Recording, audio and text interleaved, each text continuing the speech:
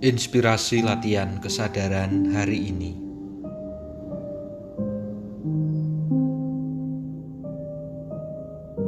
Aku punya cerita. Kamu punya cerita. Mereka punya cerita. Tuhan pun punya cerita untukku, untukmu, dan untuknya. Mendengarkan cerita sedari anak-anak menjadi saat yang menyenangkan. Berbagi cerita, satu tradisi yang terus hadir dari waktu ke waktu dalam setiap generasi. Mengarang cerita, ada saja yang selalu terampil dalam merangkai kisahnya. Soal kebenarannya seperti apa, itu hal yang berbeda. Buku-buku novel dan sejarah panjang dunia tak pernah usang dimakan usia.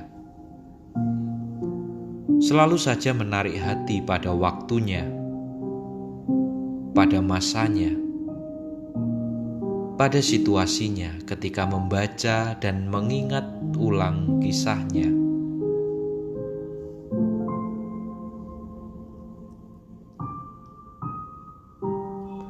Dalam cerita hadir sebuah narasi yang memberi pengaruh tersendiri pada ruang sensasi dan afeksi. Sampai-sampai karena terlalu terbawa emosi dalam narasi yang disuguhkan, pikiran, perasaan, bahkan tindakan diri ini tanpa disadari turut menyerupai apa yang ada dalam cerita ini.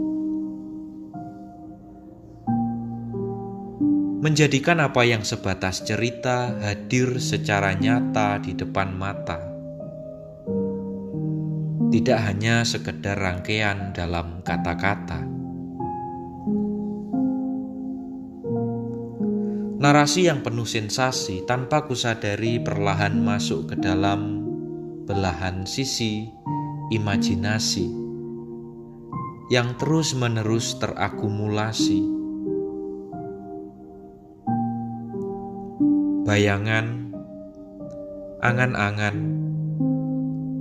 khayalan melebur menjadi satu untuk menghidupkan kembali narasi yang telah aku dengar dan dirimu baca sembari menikmatinya dengan mata terpejam.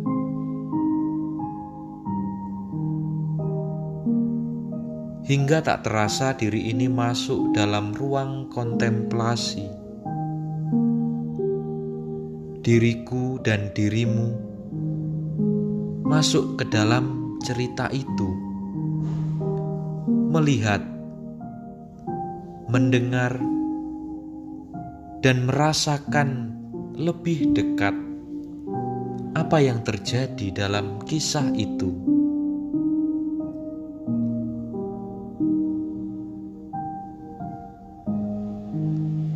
Saat membuka kembali mata ini,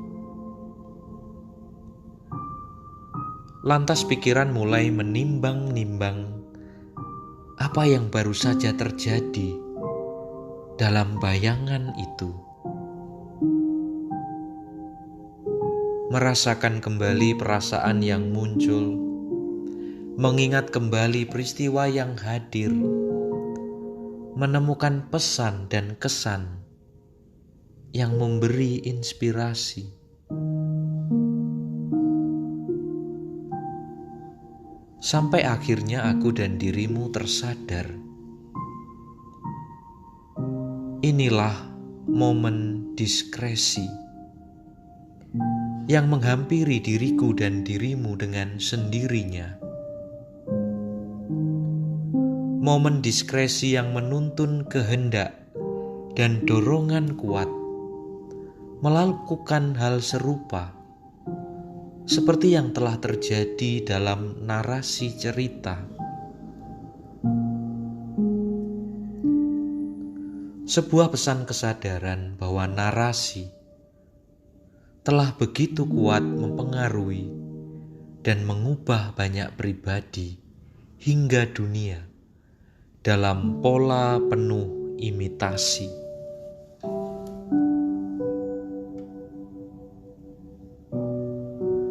Tak heranlah bila kekuatan narasi menjadi senjata ampuh yang digunakan untuk membawa pengaruh pada kesadaran diri. Hingga akhirnya, apa yang diriku dan dirimu pikirkan, rasakan, katakan, dan lakukan ialah bentuk imitasi dari narasi yang sekian lama dan sekian kali dibacakan dan didengarkan. Salam bengkel kesadaran.